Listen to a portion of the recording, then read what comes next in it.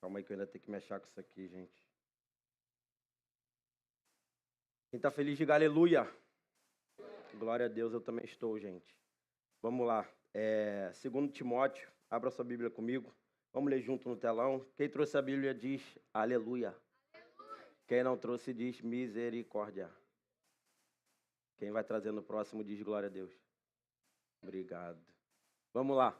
Quanto ao que lhe foi confiado, guarde-o por meio do Espírito Santo que habita em nós. Só um minuto, não é esse não. É o 15.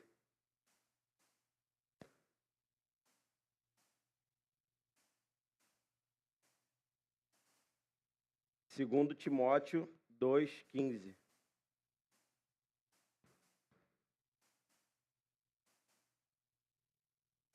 Aleluia. Glória a Deus. Vai? Meu Deus. Procure apresentar-se a Deus aprovado, como obreiro que não tem do que se envergonhar e que maneja corretamente a palavra da verdade. Só até aqui, gente. Curva sua cabeça. Senhor, obrigado, Pai, por esta oportunidade que estamos tendo de compartilhar do Teu amor e da Tua graça, Senhor. Que o Senhor venha falar aos nossos corações e que possamos sair daqui completamente transformados, Pai. Diferente da forma que entramos, e que o Senhor venha fazer novo, de novo, Senhor. Tenha liberdade em nosso meio. A Tua presença, ela já é real, Pai. Que não seja sobre eu, mas sim sobre a Tua graça e a Tua bondade, a Tua fidelidade, que ela é boa, perfeita e agradável, e dura para todo sempre, Pai. Que a honra e a glória e o louvor seja sempre para Ti. Em nome de Jesus, amém. Vamos lá, gente. Então, o apóstolo Paulo, quem escreveu essa carta a Timóteo, e essa passagem que acabamos de ler, Paulo está falando a Timóteo, um líder, um pastor, um jovem. Sabemos que a maior referência que todos nós temos sobre Timóteo é o fato dele ser jovem. A Bíblia ela não vai dizer para a gente exatamente a idade de Timóteo, mas muitos estudiosos vão dizer que tinha em torno de 30 a 35 anos.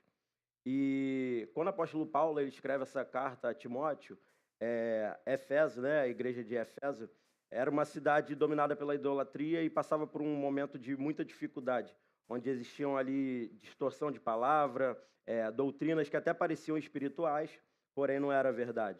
Então, Éfeso estava vivendo uma pressão, digamos, cultural, de falsos ensinos, como também de pessoas que abandonavam até mesmo a fé, porque a partir do momento que existem falsos ensinos, você coloca em dúvida a fé de quem está ouvindo. Então, as pessoas começaram a negociar as palavras e a se moldar à cultura daquele momento em que Éfeso estava passando. Mas o apóstolo Paulo ele vem a dar uma ordem bem clara a Timóteo. Ele começa dizendo, procure. Fala para o irmão que está do seu lado, procure. Não, fala mais alto, gente. Pelo amor de Deus, vocês estão aqui comigo? Fala, procure. Aleluia, glória a Deus, eu sempre quis fazer isso, obrigado. Então, o procure vai significar se esforçar, levar a sério, ou até mesmo fazer disso até uma prioridade. Então, mesmo com tudo que estava acontecendo, ele manda Timóteo procurar em todo tempo ser aprovado por Deus. Afinal, a vida espiritual ela não vai crescer automaticamente. Por isso que nós estamos fazendo aquilo que a Nina acabou de falar. Toda sexta-feira nós estamos nos reunidos no Chosen, no Sextou Chosen. Quem está vindo para o Sextou Chosen, levanta a mão. Aleluia. Glória a Deus. Gente, tem sido bênção. A gente tem buscado ao Senhor através das disciplinas espirituais que geram fogo. Já trouxemos sobre oração, sobre jejum. Ainda dá tempo de vir, não perca toda sexta. Sexta que vem a gente vai definir onde é e a gente fala para vocês no grupo. Aleluia. Então vamos lá, dando sequência aqui. Nós estamos nos reunindo justamente para que nós possamos trazer esses ensinamentos espirituais, para que nós possamos buscar, procurar e entender o que Deus quer para nós. E essa palavra, e depois ele vem dizer, apresenta-se a Deus aprovado. E essa palavra aprovado, ela era usada quando passava o fogo e era considerado puro ou então verdadeiro. Então, quando se diz aprovado, é alguém que foi passado pelo fogo e ali continha verdade. Então, não é a aprovação das pessoas. Timóteo, ele até já era aprovado pela igreja, nós sabemos disso. Porém, aqui a Bíblia está dizendo sobre você ser aprovado por Deus, você ser aprovado por aquele que é único. Então, às vezes, a gente pode até receber aplausos das pessoas, mas temos que ter o discernimento e entender se Deus tem nos aprovado, se Deus tem aprovado as nossas atitudes. Então Deus olhava para Timóteo e ele falava, esse é de verdade. E aí Paulo, logo em seguida, vai chamar Timóteo de obreiro. E a palavra original no grego é orgates, que vai significar trabalhador, alguém que pega pesado e alguém que cumpre uma tarefa com responsabilidade. Então, torna a falar não é sobre plateia ou sobre espectador, mas é sobre você ser aprovado por alguém que olha para você e fala, esse é de verdade. Sobre alguém que você vai tomar uma postura, vai se posicionar, vai assumir uma obra, vai entrar uma obra e vai assumir o custo daquela obra. A fé ela não é sobre só sentir, é viver, praticar e construir. O que Paulo está dizendo para Timóteo é, você não é um líder de nome, mas você é um trabalhador, você é um obreiro aprovado por Deus. E ele diz que não, e por final ele vai dizer que não tenha do que se envergonhar. Quem está aqui comigo diz amém. Estão entendendo, gente? Estou falando rápido, tá de boa? Glória a Deus, vamos lá. Ou seja, alguém que não vive uma vida dupla, alguém que não tenha uma dupla personalidade, mas alguém que tenha certeza e a clareza, a identidade firmada em Deus. Então, o que ele vem falar é que não tenha medo do que se envergonhar. E o que eu quero trazer como chosen aqui é que muitas das vezes você pode estar passando por momentos em que a vergonha quer tomar conta, onde às vezes numa escola você se coloca numa situação e às vezes a vergonha ela te toma ao ponto de você não se posicionar, de que você é cristão e de que você não faz determinadas coisas. Então eu quero declarar em nome de Jesus que aqui no Chosen não tem isso, porque a vergonha ela não é de Deus, gente.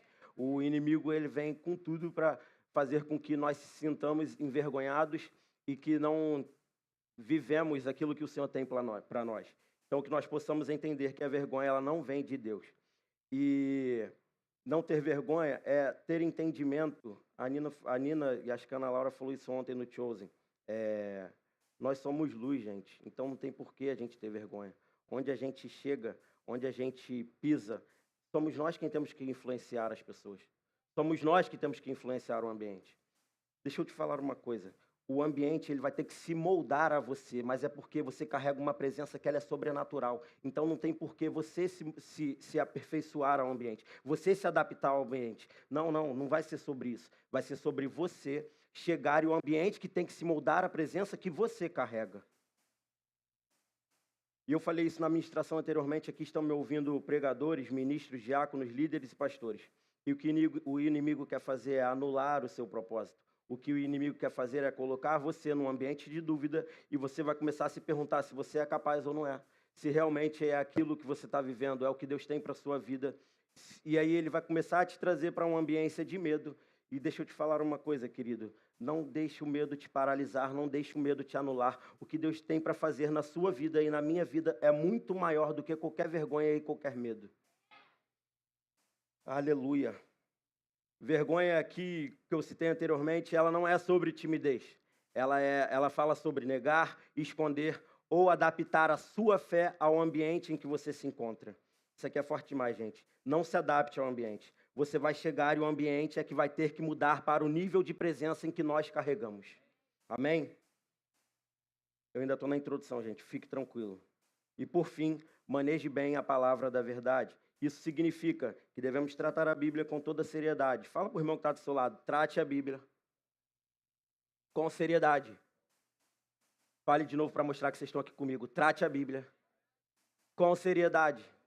Aleluia, glória a Deus. Então, resumindo, Paulo está ensinando a Timóteo que para ser aprovado por Deus não é sobre emoção, mas é sobre responsabilidade. Isso nos leva a algo muito importante. Isso nos ensina que a fé ela não nasce do nada. Ela é construída, ela é formada. Todo mundo aqui gosta da ideia do fogo. O fogo vai representar para nós paixão, avivamento, mover de Deus. A gente ora por fogo, a gente canta sobre o fogo, a gente espera sentir o fogo. Mas todo mundo aqui já fez uma fogueira, sabe de uma coisa. O fogo se mantém sozinho, sim ou não? Pode responder, gente. Vamos interagir, pelo amor de Deus. O fogo se mantém sozinho, sim ou não? Se você não cuida, o fogo apaga? Se você não protege, o fogo enfraquece? Se você não alimenta, o fogo morre? Glória a Deus. É porque muita gente cresce na igreja, aprende Bíblia, participa no culto, até vem no Chosen, mas deixa o fogo apagar por causa de cuidado. Mas aqui está um ponto que eu queria trazer. Ter recebido fogo não vai garantir que ele vai continuar aceso. Nós precisamos alimentar todos os dias o fogo, para que essa chama não se apague. Eu falei muito isso desde que eu assumi a liderança do Chosen. Eu, sendo membro diácono da igreja, acompanhava o Chosen, e era nítido o fogo que a liderança anterior fez através do Espírito Santo, essa chama acender em vocês. Então, mais do que nunca, quando eu defini o tema do acampamento, Deus me lembrou que se o fogo a chama foi acesa, vocês precisavam resplandecer essa chama que Deus colocou dentro de vocês. Por isso o tema do acampamento é Chosen Camp Revival. Então, por isso que Paulo ele não vai falar de uma ação, ele fala de responsabilidade. Ele ensina que o fogo da fé só permanece quando fazemos escolhas. Escolhas diárias e escolhas conscientes. Então, aqui eu termino minha introdução. Cadê a Carolzinha? Pode me ajudar aqui para ficar mais espiritual? Escolhas diárias, escolhas conscientes. E aqui eu termino a minha introdução da minha palavra. E o tema da palavra para vivermos o fogo de Jesus é: o fogo precisa de escolhas. Repita comigo: o fogo precisa de escolhas. E vamos lá, nas epístolas pastorais de Timóteo, tanto no 1 quanto no 2, Paulo vai resumir essas escolhas em 4 verbos simples, porém muito profundos. E isso falou muito ao meu coração. E Deus ministrou que eram os 4 verbos que nós precisamos entender e meditar em cima disso para que possamos viver um avivamento de forma plena. E não são palavras bonitas para te fazer emocionar, mas são escolhas que vai decidir se o fogo ele vai permanecer aceso ou não. E Paulo ele escreve essa carta para Timóteo, como eu falei anteriormente, um jovem como todos vocês, mas alguém que tinha um chamado, um dom e a fé. Porém, ele vivia pressionado por um mundo que tentava apagar o fogo. E queria dizer para vocês que Deus ele até acende o fogo, mas somos nós que escolhemos como vamos cuidar dele. E a primeira escolha e o primeiro verbo que eu vou utilizar aqui, e nós vamos meditar em cima disso, é guardar. Se você não guardar o que Deus te deu, você perde o fogo que ele acendeu. Em 2 Timóteo 1,14, a Bíblia vai dizer: quanto ao que lhe foi confiado, guarde-o por meio do Espírito que habita em nós. Guardar é proteger algo valioso. Ninguém guarda coisas sem valor. Ninguém vai pegar algo sem valor e vai guardar. Geralmente a gente guarda algo que é muito valioso. Então Timóteo ele vem de uma família onde a base dele, mãe e vó cristã, vem de uma geração em geração. Ele conhece a palavra desde novo, ele conhece a palavra desde muito jovem. E ele tinha 2 caminhos a seguir. Ele tinha um pai que era gentil, grego, ateu. Então ele poderia seguir o caminho talvez do pai, mas ele, em todo tempo, ele guardou a palavra que ele recebeu da sua avó e da sua mãe. E isso fez de Timóteo um grande líder, um grande pastor, uma grande referência para nós hoje, jovens. Eu também sou jovem, gente, aleluia. Então, o que Paulo está falando para Timóteo é: Timóteo, eu sei que você tem dom, eu sei que você tem chamado, eu sei que Deus tem um propósito para a sua vida, mas lembre-se, guarde o bom depósito. E o que nós aprendemos com essa passagem é que para que nós possamos manter esse fogo aceso, essa chama, ela não se apague, nós precisamos guardar o bom depósito. Quantas vezes nós seremos tentados, quantas vezes o inimigo vem fazer com que ele possa trazer para nós opções para que nós possamos sair do caminho do Senhor. Mas a partir do momento que a gente guarda o bom depósito, esse fogo ele permanecerá, nós não daremos brecha e viveremos aquilo que o Senhor tem para nós e manteremos essa chama acesa. Então, que nós possamos guardar o que ouvimos, guardar o que assistimos, guardar o que seguimos e guardar o que entra no nosso coração. Por acaso alguém aqui dá o celular para qualquer pessoa mexer? Não, né? Tem senha, tem tudo. E por que às vezes vocês deixam qualquer coisa mexer com a sua fé? Porque muitas das vezes a gente pode não estar guardando o bom depósito. Quando nós somos tentados, a gente acaba dando brecha porque nós não lembramos dos princípios em que nós temos. Nós não lembramos daquilo que o Senhor já mandou nós guardarmos. Se você não guardar o fogo, pode ter certeza, o mundo ele vai apagar. Vocês estão todos os dias na escola de vocês e eu tenho certeza quantas coisas vocês não têm que renunciar. Eu, como adulto, pai, eu vivencio todo dia renúncias.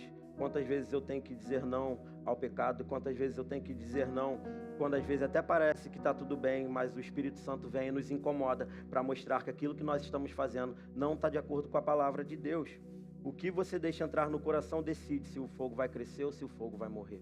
Então que nós possamos essa noite entender que nós precisamos guardar o bom depósito. Se o apóstolo Paulo, ele falou para Timóteo, mesmo sendo um líder, um pastor, uma referência para aquela igreja, quem somos nós para não guardar o bom depósito? Então que nós, como Chosen, possamos ter o entendimento de que precisamos guardar o bom depósito. Quem está aqui comigo diz amém. Aleluia. O próximo verbo é sofrer. Repita comigo, seguir Jesus tem custo, mas não se apavore. Vamos lá, 2 Timóteo 1,8. Portanto, não se envergonhe de testemunhar do Senhor, nem de mim, que sou prisioneiro dele, mas suporte comigo os meus sofrimentos pelo Evangelho, segundo o poder de Deus. Um pouco mais à frente, no capítulo 2, no versículo 3, o apóstolo Paulo vai dizer: suporte comigo os meus sofrimentos, como bom soldado de Cristo Jesus. E que fique claro aqui é que o apóstolo não está querendo dizer que o sofrimento ele é bom. Não, sabemos que sofrimento não é bom. Sofrer não é algo bom. Mas o que ele quer dizer é que nós não fiquemos procurando em todo tempo sentir dor, ou procurar um problema, ou até mesmo perseguição. Mas o que ele quer dizer sobre sofrimento é, a partir do momento que você decide viver a sua vida com Jesus, se entregar para Jesus, pode ter certeza, você vai sofrer perseguição, você vai sofrer, entre outras coisas, vão te custar. Sabe por quê? Porque você se posicionou a viver verdadeiramente uma fé genuína. E eu queria te lembrar que Paulo, ao escrever essa carta a Timóteo, ele estava preso. Então, se existe alguma referência melhor do que essa sobre sofrimento, podemos usar aqui sobre o apóstolo Paulo. Ele vem escrever para Timóteo que ele não se apegue ao sofrimento, ele estando preso. Então, eu queria trazer para vocês é que o Evangelho ele não vai prometer só aplausos. Às vezes passaremos por zoações. Quantos já não ouviram aqui, lá vem o crentinho? Ih, não pode isso não, hein? Tu é da igreja, hein? Cuidado com ele que ele é santinho. Nossa, como você é certinho. Você vive aonde? Numa bolha? Se tu errar, Deus te castiga, hein?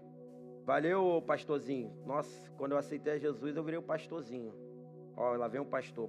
Tem uns amigos que me chamam até hoje de pastor. Amém, glória a Deus por isso, que eu seja. E olha lá, ele não fala palavrão. É o quê? Tu é muito careta.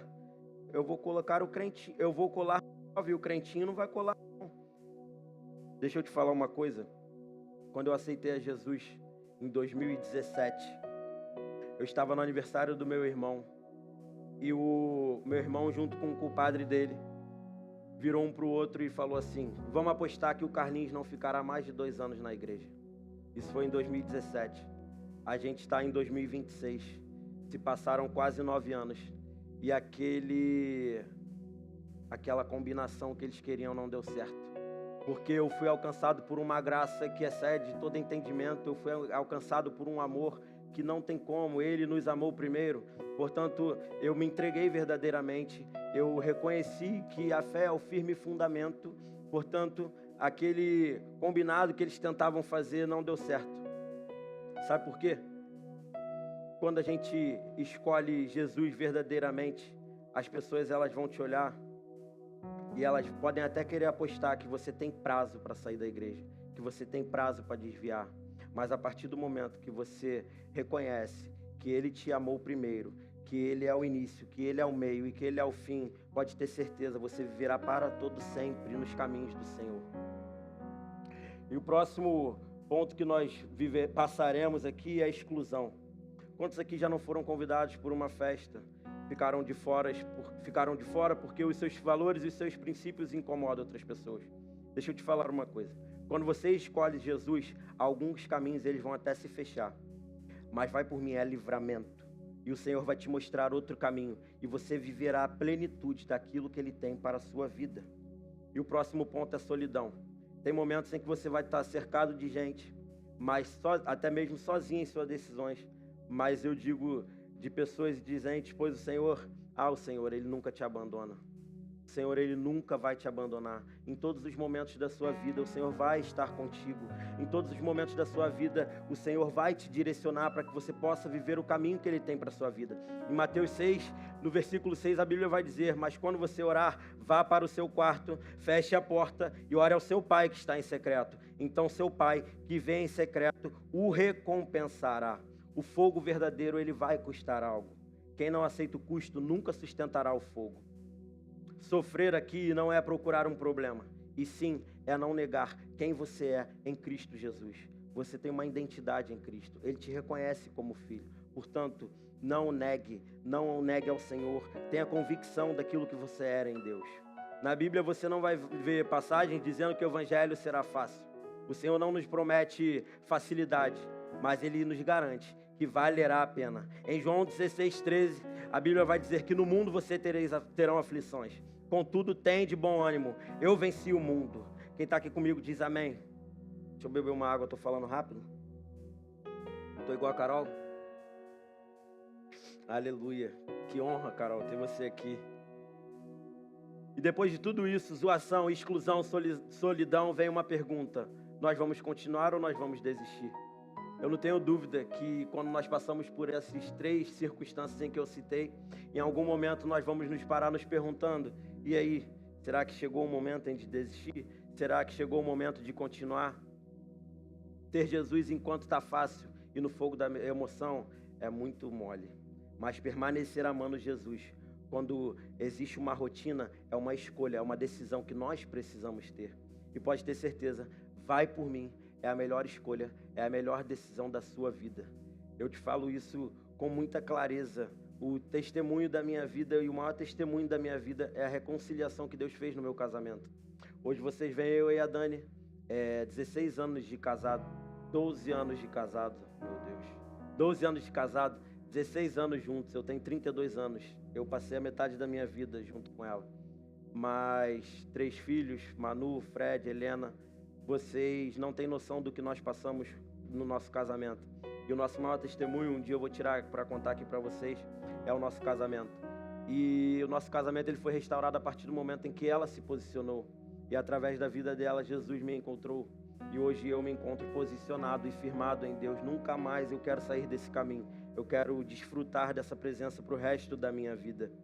E fé, ela não vai ser só sobre sentir vontade, quando você sentir vontade de continuar. É decidir continuar mesmo quando não se tem vontade.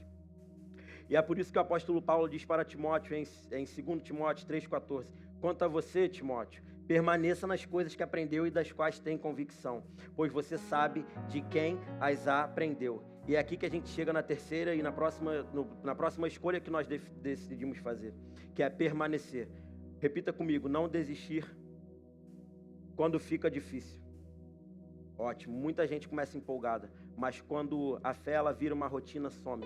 Quando você começa a precisar gerar um ambiente, você começa a gerar um ambiente de busca, as pessoas somem e deixam esfriar. Mas lembrando que em Éfeso estava tendo diversos falsos mestres, pessoas se desviando, pessoas abandonando a fé e pessoas até mesmo se adaptando à cultura. Como eu falei, não se adapte à cultura, não se adapte ao ambiente, não. É o ambiente que tem que se adaptar à presença em que você carrega. Eu estou falando isso aqui mais uma vez porque alguém precisa ouvir isso. Eu não sei se é porque vocês estão prestes a retornar para a escola e vocês vão passar por diversas situações onde talvez você vai se encontrar num ambiente que talvez não seja o mais propício para que você frequente, mas deixa eu te lembrar uma coisa, você vai chegar e o ambiente é que tem que se moldar à presença que você carrega. Aleluia. Permaneça, Timóteo. Até mesmo quando você tem vontade de desistir. E o apóstolo Paulo vai reforçar, continue firme, siga em direção ao propósito que Deus tem para a sua vida. Permaneça firmado na palavra que você aprendeu desde a sua avó e a sua mãe. Dê sequência, Timóteo, nos valores e nos princípios firmado em Jesus. Permanecer é continuar orando mesmo quando sem sentir. Quantas vezes nós nos pegamos, eu mesmo me uso como exemplo, me pego sem vontade de orar. Mas aí vem o Espírito Santo e me incomoda e fala, ei, peraí, como assim? Você não vai reconhecer que a sua vida, ela precisa ser toda entregue para Ele, que você precisa reconhecer que Ele é o Todo-Poderoso e que Ele tem o domínio da sua vida. Então, mesmo quando a gente está sem vontade, nós precisamos orar e entrar num ambiente de oração. Continuar indo à igreja mesmo quando estamos desanimados. Talvez a chuva tenha tentado disparar hoje, mas em nome de Jesus, o Senhor te trouxe até aqui porque Ele tinha um encontro marcado contigo. Então, que mesmo quando as circunstâncias elas venham a acontecer, acontecer, para que você não chegue até o lugar da adoração, que você lembre que o Todo-Poderoso, que o Deus vai estar ali te esperando, para que Ele possa te entregar tudo aquilo que Ele marcou para esse dia, para marcar a sua história, para marcar a sua vida, para transformar a sua vida. Você vai lembrar que no primeiro culto do Chosen de 2026 foi uma chuva incrível, mas você esteve lá, porque você fez de tudo para receber aquilo que o Senhor tinha para te entregar. Aleluia! Relacionamento, ele não vai se sustentar somente em emoção, mas em decisão e em posicionamento. Mesmo sendo jovem, Timóteo, muito provavelmente, ele estava sendo desprezado, mas ele continuou liderando e ensinando com excelência, dando exemplo de referência, dando exemplo de dependência do Senhor. Ele não abandonou a fé por causa da pressão. Se você leu toda a história de Timóteo, toda a carta de Timóteo, você vai entender que naquele momento a igreja de Éfeso estava passando um momento tão turbulento que pessoas estavam se desviando da fé por causa dos falsos profetas que existiam naquele momento. Então, o que eu quero te dizer é permanecer, é continuar quando a vontade acabou. Afinal de contas, deixa eu te falar uma coisa, Chosen. O avivamento verdadeiro não é o que começa forte, mas é o que permanece fiel. Repita comigo, permanece fiel. E esse é o desejo e a oração que eu faço todos os dias, para que nós possamos permanecer fiel à palavra que nós carregamos. Para fechar sobre permanecer, em Hebreus, no capítulo 11, no versículo 1, a palavra de Deus vai dizer que, ora, a fé ela é o firme fundamento das coisas que se esperam e a prova das coisas que se veem. Então, para que a gente possa ir para o próximo ponto e o último, repita comigo, pregar. Glória a Deus, essa parte aqui fala muito comigo. A sua vida, ela vai falar de Jesus em todo o tempo. Em 2 Timóteo, no capítulo 4, no verso 2, o apóstolo Paulo vai dizer: prega a palavra, esteja preparado a tempo e a fora de tempo, repreenda, corrija, exorte com toda paciência e doutrina. Paulo, quando escreve essa segunda carta a Timóteo, um jovem líder que enfrentava pressões, críticas e até mesmo perseguição, Paulo está preso. Nós sabemos que Paulo está preso e ele está já perto do final de sua vida. E é como um vô experiente. Timóteo tinha Paulo como pai da fé. Então, o apóstolo Paulo vai escrever naquele momento para um jovem líder, dizendo: ei, Timóteo, deixa eu te falar uma coisa. Pregue a palavra. Mesmo quando você está sendo perseguido, mesmo quando você está sendo tentando fazer com que a vergonha te pare, o medo venha te parar, ou a timidez venha te parar. Não, Timóteo, não deixe isso tomar conta da situação. Mesmo quando falsos profetas estejam aí, mas lembre-se que você tem uma palavra, você tem um bom depósito. Portanto, Timóteo, não pare em nenhum momento de pregar a palavra. E quando a gente fala só sobre pregar, não é só sobre você ter uma oportunidade, como a Nina teve, como até mesmo eu estou tendo, de estar com o microfone e pregar uma opinião, e pregar algo que vai dar like, ou então você pregar algo que está na moda. Não é sobre isso, mas é sobre pregar a palavra de Deus, a palavra que é viva, a palavra que conforta, a palavra que transforma, a palavra que traz renovo, a palavra que ela é imutável, a palavra que ela é hoje, ela é amanhã, ela será para todo sempre, na sua escola, no seu condomínio, na sua casa, entre seus amigos, e principalmente pregue com as suas atitudes e posturas. Seja um testemunho vivo. Eu vou usar minha referência aqui. O Mateus, no último estudo, ele falou sobre o Fred, que em algum momento o Mateus estava ali, eu estava ali onde eu fico ali, Thaís e Rodrigo, e enquanto o louvor tocava, eu comecei a fazer alguns movimentos, e o Fred olhava para trás e ele sempre repetia o que eu fazia. E o que eu quero trazer para vocês é: entenda que em todo tempo você está sendo referência para alguém. Entenda que em todo tempo alguém pode conhecer a Jesus por causa das suas atitudes e por causa das suas posturas. Por causa você vai ser referência para alguém por causa da tua mudança de hábito. Você vai ser referência para alguém por causa do amor e por causa da tua entrega que você tem por Jesus. Mude a sua maneira de falar, mude a sua maneira de se comportar, que as pessoas possam te olhar e entender que ali vive Jesus, que você resplandece em todo tempo o fogo do Espírito Santo. Eu estou quase caminhando para o final, gente. Quem está aqui comigo diz amém. O louvor não precisa vir ainda não, que eu ainda não estou acabando. Então, novamente, queria trazer aqui alguns exemplos sobre você pregar com a sua atitude. Como você trata os seus pais, como você fala com os seus professores, que são autoridade na sua escola, como você reage quando você erra e você precisa ser corrigido. Então, antes de pregar com a sua boca, entenda isso, Chosen. Pregue com a sua vida. antes de falar de Jesus, viva Jesus todos os dias da sua vida. O fogo que está em você, ele precisa aparecer fora de você. Afinal de contas, quem foi escolhido para viver o fogo não pode escondê-lo. E a minha oração é que nós possamos, aonde nós chegarmos, as pessoas vejam que dentro de ti sai fogo. E é um fogo que transforma, é um fogo que traz vida, é um fogo que as pessoas queiram conhecer a Jesus por causa desse fogo que nós carregamos. Novamente, alguém pode conhecer a Jesus por causa do seu comportamento e das suas atitudes. Você está sendo referência para alguém. Agora sim o louvor pode vir, que eu estou acabando. Então, para concluir, eu queria dizer que nós tenhamos que proteger a nossa fé guardando o fogo. Sofrer, aceite o custo do fogo. Permaneça, não desista e cuide do seu fogo. E pregar, que foi o último ponto que nós acabamos de abordar. Viva o Evangelho. Deus não procura quem sente mais fogo, mas quem faz as escolhas certas para manter os fogos acesos. E o fogo de Deus, ele não vai apagar do nada. Ele vai apagar quando a gente para de buscar, quando a gente para de orar, quando a gente para de ter um relacionamento com Deus. É aí que o fogo começa a esfriar.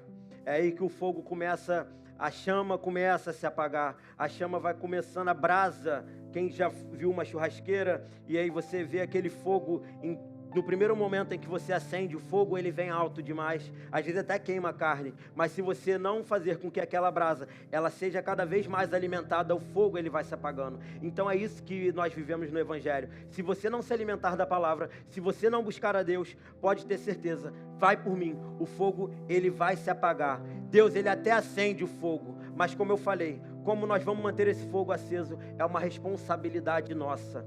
Eu poderia trazer aqui uma palavra que vai fazer com que você saia daqui voando e viva uma semana extraordinária. Mas para o que a gente quer viver nesse ano de avivamento, de fogo, eu precisava trazer para vocês que nós precisamos decidir por essas escolhas. Guardar, sofrer, permanecer e pregar. Afinal de contas, o que você vive hoje é o resultado das escolhas que você vem fazendo. O que você assiste, o que você ouve, com quem você anda, ou o quanto você busca a Deus, é o que vai definir se o fogo vai permanecer aceso ou não. O fogo ele não é algo que nós vamos herdar. O fogo é algo que nós precisamos alimentar diariamente. E o fogo só vai continuar se nós nos posicionarmos e decidirmos. E eu quero orar por 2 grupos de pessoas agora. Eu queria orar primeiramente por um grupo de pessoas que ele até gosta do ambiente da igreja. Ele até gosta de vir à igreja. Ele até sente arrepio. Ele até mesmo se entrega quando está no culto. Mas que ele nunca foi transformado verdadeiramente pela palavra. Porque ele nunca decidiu escolher a Jesus. Ele nunca decidiu escolher a Deus. Como eu falei na ministração, ele precisa ser a nossa primazia. Ele precisa ser colocado em um lugar mais alto. Precisamos elevar Jesus a um lugar de soberania, para que ele possa estar no centro da nossa vida. Portanto, eu quero orar por esse grupo de pessoas. Se coloque de pé no seu lugar.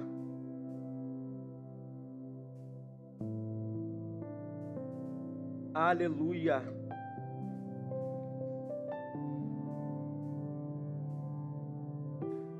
Se você quer colocar Jesus como primazia na sua vida, eu te convido a vir aqui à frente, nós vamos orar por você. A intercessão já está pronta para orar por você. E há um momento em que eu sei que talvez você fica se perguntando, o inimigo ele tenta te paralisar, mas eu creio que nesta casa, o dono dela é um Deus todo-poderoso, que ele tem poder de parar qualquer timidez, de parar qualquer sentimento de dúvida, e ele traz clareza para que você entenda que você até vem ao culto, que você até se emociona, mas você não tem a sua vida transformada por inteiro por aquele que é único, por aquele que é o início, que é o meio, que é o fim. Portanto, eu te convido nesse momento a sair do seu lugar e vir aqui na frente, nós vamos orar por você. E também tem um segundo grupo de pessoas, aqueles que já até conhecem a Jesus, aqueles que até entendem o que é o fogo, aqueles que até já têm um relacionamento, mas a chama está fraca, mas a chama ela tem diminuído, mas a chama ela tem se colocado em um lugar onde você às vezes o desânimo toma conta, onde às vezes o medo toma conta, mas eu quero orar por você, porque você vai sair daqui completamente diferente e disposto a vivenciar esse fogo por inteiro. Portanto, tome essa decisão, vem aqui à frente. Se você se sente fraco, se você se sente abatido, se você não está conseguindo ter um relacionamento por Deus, vem aqui enquanto o Ministério de Louvor entoa essa canção. Nós vamos te esperar e nós vamos orar por você. Aleluia!